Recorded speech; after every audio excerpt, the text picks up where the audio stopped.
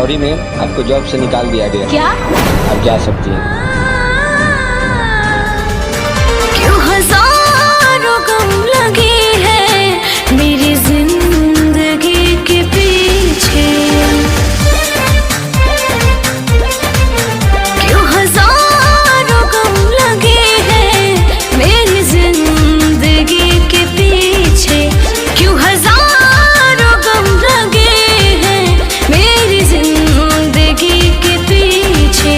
आँखों में है समंदर, आँखों में है समंदर मेरी आशिकी के पीछे,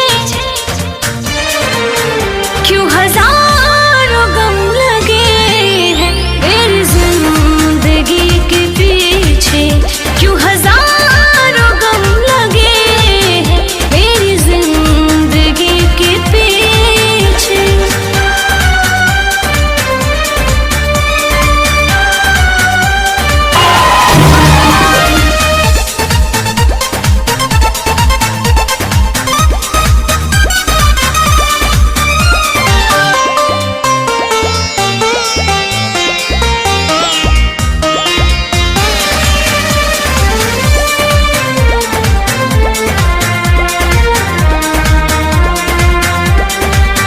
जिसे चाहती हूँ मेरा दिल तोड़ जाता है, कुछ रातें ना गुजरती मुँह मोड़ जाता है।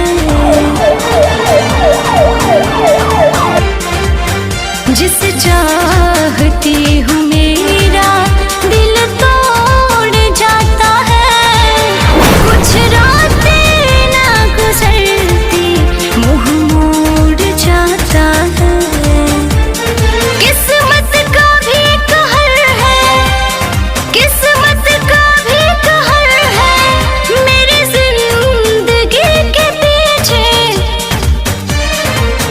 क्यों हजारों गम लगे हैं मेरी जिंदगी के पीछे, क्यों हजारों गम लगे हैं मेरी जिंदगी के पीछे।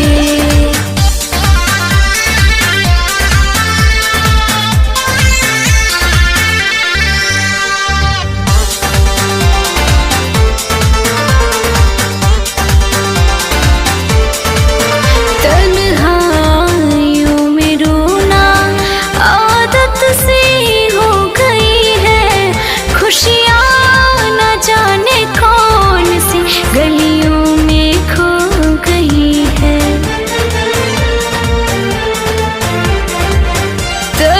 तन्हाइयों में रोना आदत सी हो गई है, खुशियाँ न जाने कौन सी गलियों में खो गई है। सदमों का सिलसिला है, सदमों का सिलसिला है मेरी सादगी के पीछे, क्यों हजारों गम लगे हैं मेरी जिंदगी के पीछे, क्यों हजारों गम लगे हैं मेरी जिंदगी के पीछे।